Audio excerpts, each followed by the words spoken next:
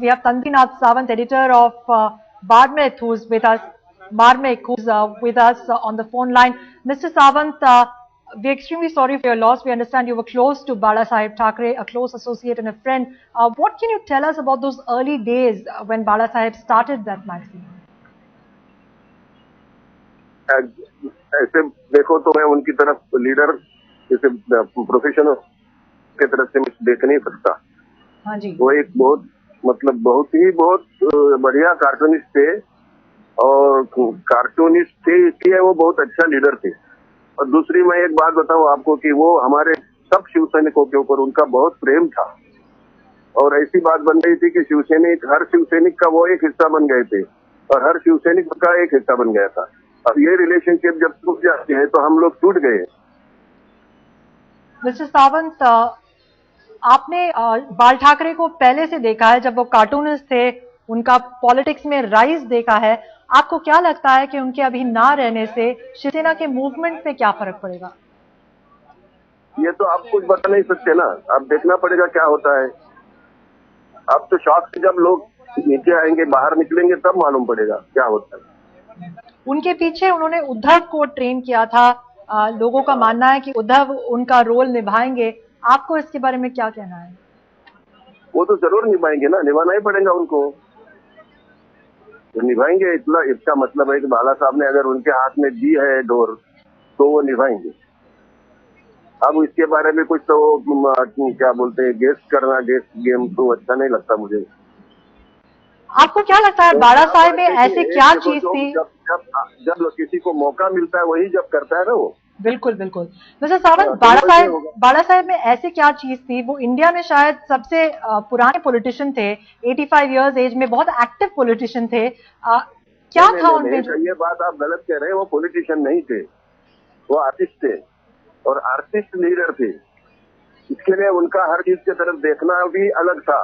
बाबा बंद कर रहे, उनका हर चीज के तरफ, हर घटना की तरफ वो देखते थे, तो वो कार्टूनिस्ट के नजर से ही देखते थे। इसके लिए उनकी लीडरशिप भी वही थी, ह्यूमन लीडरशिप थी। अब देखिए आप, वो जो लीडर्स होते हैं उनके अपने लोग जमा करते हैं, उनको लेते हैं, उनके कंधे पर चढ़ के ऊपर चढ़ते हैं, उसके बाद में वो लोगों को सफल करते रहते हैं। ऐसे साहब के बारे में कभी हुआ नहीं, क्योंकि ये उनके रिलेशनशिप पैदा हो गए। हर शिव सैनिक उनका एक रिलेटिव था और हर शिवसेना सैनिक के वो रिलेटिव थे। और ये ह्यूमन लीडरशिप जो थी उनके पास, वो किसी लीडर के पास नहीं थी। इसके लिए वो अभी 46 साल शिवसेना प्रमुख करके रहे ना। बिल्कुल बिल्कुल। Thank you. वहाँ पर रहने के लिए और लोगों को यहाँ से वहाँ जाना पड़ता है, घूमना पड़ता है, इस दार से उस दार पर। उनके लिए कुछ नहीं था। वो उनके अपने पोजीशन पर वो इतने पक्के थे कि वहाँ से उनको उतरना मुश्किल था। अच्छा, ओके। मिस्टर, तो लोग उन पर ज्यादा भारी होते थे। उनके ऊपर अलग अलग तरीके से दोषारोप किए जाते थे कि वो एक क्या है, डिक्टेटर है। ये डिक्टेटरशिप नहीं थी, मतलब ये प्रेम का मामला था। जितने हजारों लोग कल आपने देखे वहाँ, वो कोई डिक्टेटर के लिए जमा होते हैं क्या? मिस्टर सावंत, आपको क्या लगता है बाल ठाकरे किस बात से सबसे ज्यादा प्रभावित होते थे? क्योंकि वो 85 इयर्स ऑफ एज में भी वो इतने एक्टिव थे शिवसेना में। तो ये वो प्रभावित मतलब है कि वो किसी घटना का उसकी प्रतिक्रिया उनके दिल में बनती थी, वो इलस्ट्रेशन के रूप में बनती थी। कोई भी चीज हो तो उसकी इलस्ट्रेशन उनके मन में तैयार होती थी। और बाकी तो और एक वो है कि वो बहुत किसी चीज से एक्साइट वगैरह नहीं, मैंने कभी उनको देखा नहीं था। किसी पर गुस्सा होते, किसी को डांटते मैंने नहीं देखा है। जो भी कहना था वो प्रेम से कहते थे। और बात ये सही है, गरम उसी वक्त हो जाते थे कि जो कोई ऐसी बात है कि देश के लिए खराब हो, और वो बोलते थे। लेकिन वो बोलने के टाइम पर कभी फिर भी वो भड़क नहीं जाते थे। कभी बहुत शांत तरीके से बताते थे कि ये खराब बराबर नहीं हो रहा है, इससे नुकसान देश को पहुंचेगा, हर आदमी को पहुंचेगा।